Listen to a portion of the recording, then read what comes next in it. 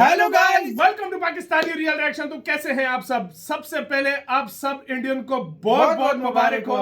मोदी जी को मुबारक हो, बीजेपी की पार्टी को मुबारक हो, अपोजिशन को मुबारक हो जो उन्होंने इलेक्शन लड़ा।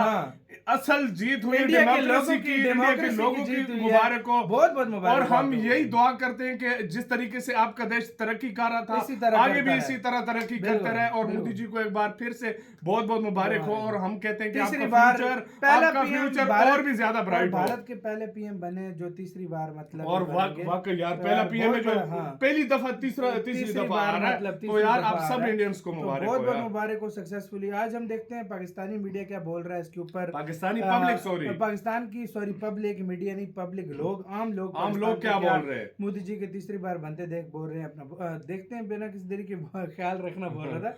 तो काउंट करते हैं 3, 2, 1 एंड स्टार्ट। ऐसी वो पर्सनैलिटी बनकर उभरे है ना, इंडिया में रोल मॉडल बन गए। हर यंग जनरेशन का जो भी यंग उधर से उठता है ना, वो मोदी जो है ना वो बोल रहा होता है। और इतनी मेजोरिटी के साथ जीतना, मैं कहता हूँ भाई कोई ऐसा वर्ल्ड लीडर नहीं है जितनी मेजोरिटी के साथ जीता और इतने कंसिस्टेंट परफॉर्म कर रहा हो। तो भाई ये क्रेडिट सारा जो जाता है ना, ये मोदी को ही जाता है। Congratulation to Narendra Modi. और दूसरे नंबर पे इंडिया को मैं कांग्रेचुलेशन करूंगा कि बड़े खुशकिस्मत लोग हैं कि उनको ऐसी जो है वो मोदी साहब उनको मिले। और जिस तरह की उनकी तरक्की हम देखते आ रहे हैं अगर 10 सालों में, तो मेरे ख्याल में उन्होंने इंडिया की किस्मत बदल के रख दी है इन 10 सालों के अंदर। और 5 साल मजीद उनको मिल गए।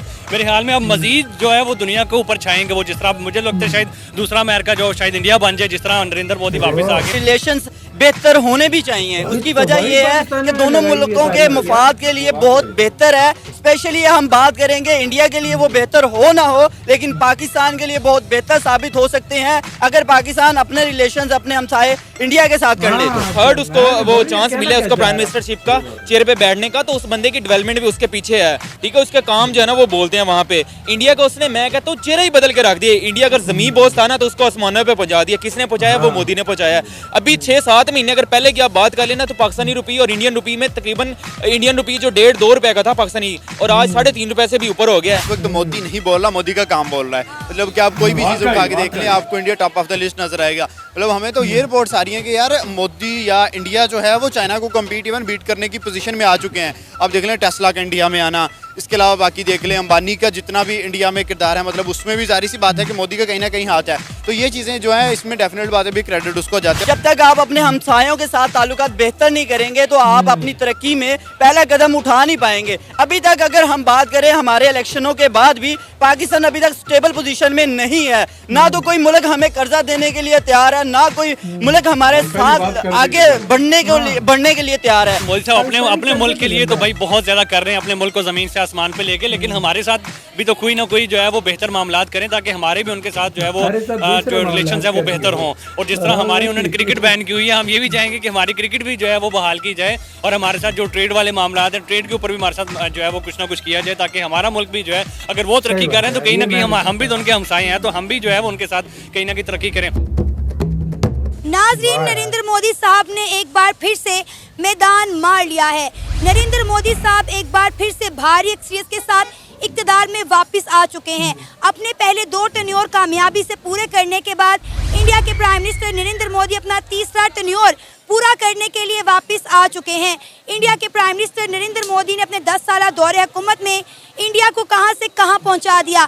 अपने तीसरे टर्न्योर में अगले 5 सालों में ये भारत के लिए क्या कुछ करेंगे और इनके एक बार फिर से इक़्तिदार में आने पर पाकिस्तानी अवाम के क्या जज्बात हैं, क्या तासुरात हैं, आइए उनसे बात करते हैं और जानते हैं।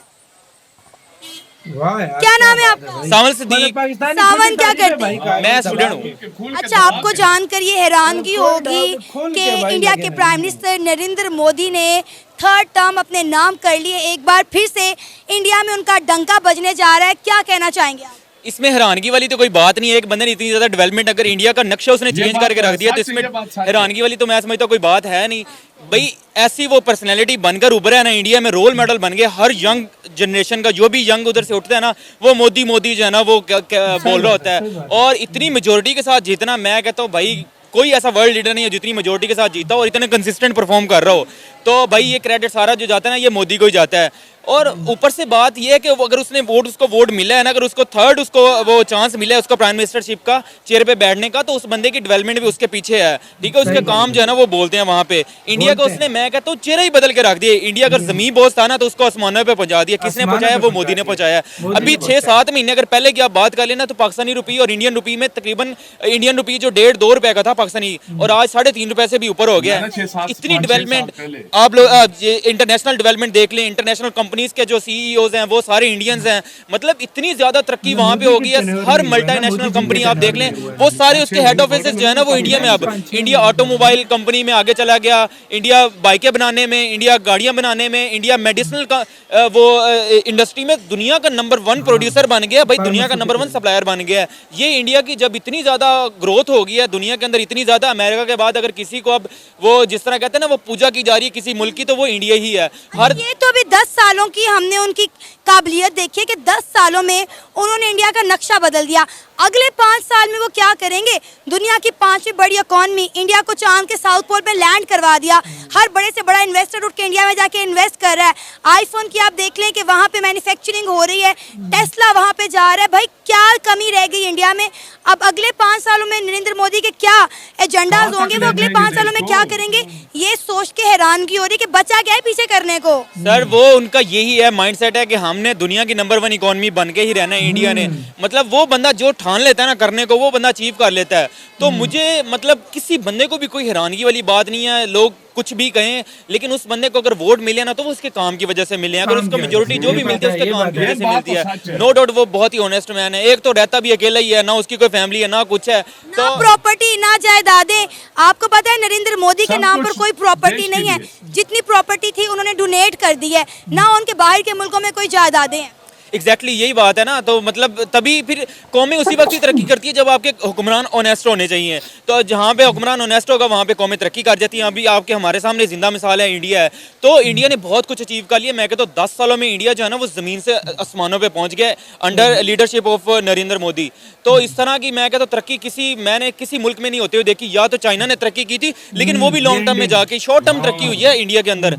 इंडिया को मैं कहता हूँ मुझे समझ नहीं आ रही कि पता नहीं अब हालात, पहले हम लोग रवायती रिफ्ते पाकिस्तान और इंडिया, ठीक है, हम लोग अभी भी वही हमारी सोच है ना, वही पुरानी सोच है। हमने सोचा हुआ कि भाई हमने इंडिया का मुकाबला करना है तो वेपन्स में करेंगे, हम लोग ये करेंगे वो करेंगे। इंडिया ने हमें साइड पे कर दिया है। उन्होंने कहा भाई हमारा इनके साथ मुकाबला बनते नहीं है, ये वो तो हमें कीड़ा समझते हैं, हमें कुछ इंडिया के प्राइम मिनिस्टर नरेंद्र मोदी ने कहा है कि हमें पाकिस्तान के साथ कुछ करने की जरूरत नहीं, ये लोग अपनी मौत आप मर जाएंगे। एग्जैक्टली ये 100% उनकी बात सही है। और हमारे मुल्क के हालात अभी आप देख लें कि हमारे मुल्क में चल क्या रहा है। मतलब यही बात है, अगर हम 5-6 साल आगे कंसिस्टेंट यही चलते रहे जो हालात अभी चल रहे हैं तो हम तो भूख से मर ही जाएंगे। उसकी बात तो सच्ची हो जानी है जो उसने करना चाहिए थी।